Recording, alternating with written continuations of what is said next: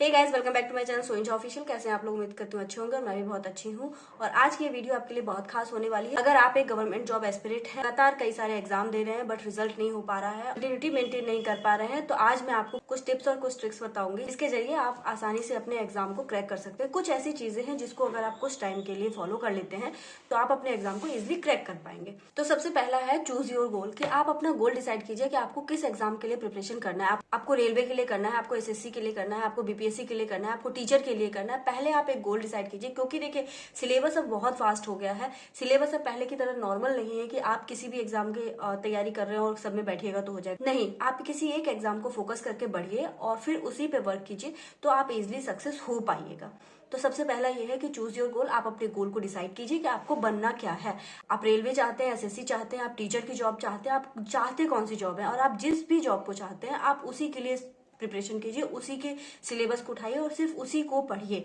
क्योंकि देखिए एस्पिरेंट बहुत सारे हैं, कंपटीशन बहुत फास्ट हो गया है, सिलेबस बहुत फास्ट हो गया है, तो आपको डिसाइड करके ही आप जब पर्टिकुलर उस चीज में, उस एक फील्ड में आगे बढ़िएगा ना, तो आपको सक्सेस रेट ज्यादा हो जाती है। तो ये है सबसे पहले चीज कि चूज योर गोल। आप अपने गोल को डिसाइड कर लीजिए।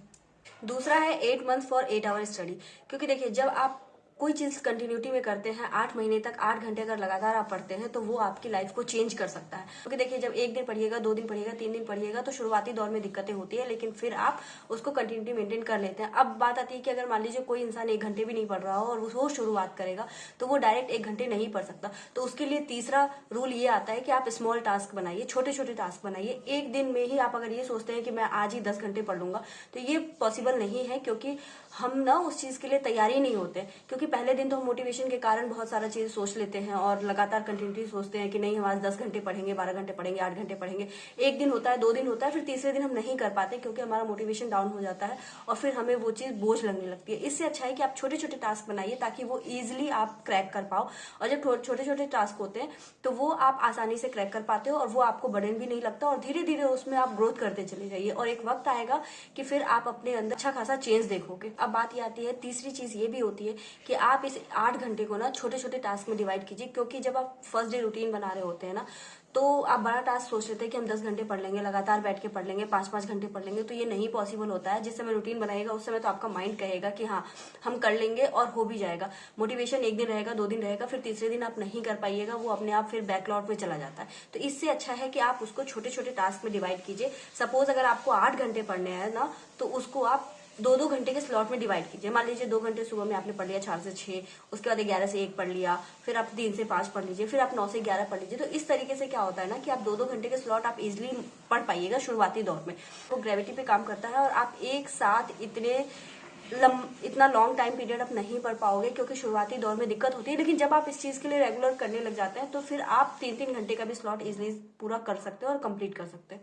तो शुरुआती दौर में दिक्कत होती है, बाद में नहीं दिक्कत होती। चौथा ये है कि आप कोर्स परचेज कीजिए। सब लोग कह देते हैं हम यूट्यूब से पढ़ रहे हैं, हम यहाँ से कर रहे हैं, वहां से पढ़ रहे हैं, लेकिन आपको एक स्पेसिफिक कोई कोर्स परचेज करना चाहिए उस सब्जेक्ट का, जो भी आप एग्जाम देना चाहते हैं। आप जिस चीज के भी एस्पिरेंट हैं, चाहे आप रेलवे हो, एसएससी हो, टीचिंग हो, जिस फील्ड में आप जाना चाहते हो ना, उस फील्ड का एक कोर्स परचेज कीजिए। कोर्स परचेज करने के बाद ये होता है कि आप सिस्टम वाइज पढ़ते हो। ये चीज मैं पहले भी बता चुकी हूँ कि आपको एक कोर्स परचेज करना चाहिए और फिर उसी के बिहाफ पे आपको आगे बढ़ना चाहिए। हाँ, मॉक लगाने के लिए आप यूट्यूब का यूज कर सकते हो। यूट्यूब का इस्तेमाल आप अलग से एक वीडियो देखिए, वो अलग बात है, लेकिन हाँ आपको एक कोर्स जब हम परचेज करते हैं तो उसमें सिस्टम के तरीके से पढ़ाया जाता है, यानी चैप्टर वाइज पढ़ाया जाता है, तो वो इजिली समझ में भी आता है। पांचवी चीज ये है कि प्रिपेयर योर एडवांस रूटीन, कि अगर आप कल क्या पढ़ने वाले हो, अगर आपने रात में डिसाइड नहीं किया है, तो आप सुबह उठोगे तो आपका 2 घंटे उसी में निकल जाता है कि हाँ हमको कल करना क्या है। अगर आपका पहले से ये प्री प्लान है कि हाँ मेरा इतने से इतने बजे तक का ये काम है और इतने से इतने बजे तक का ये काम है, तो फिर आप बैकलॉग में नहीं जाओगे। आप अपना इजिली उठते ही वो रूटीन स्टार्ट करोगे और इवनिंग तक, शाम तक वो रूटीन आपका कंप्लीट हो जाएगा। इस तरीके से आप अपने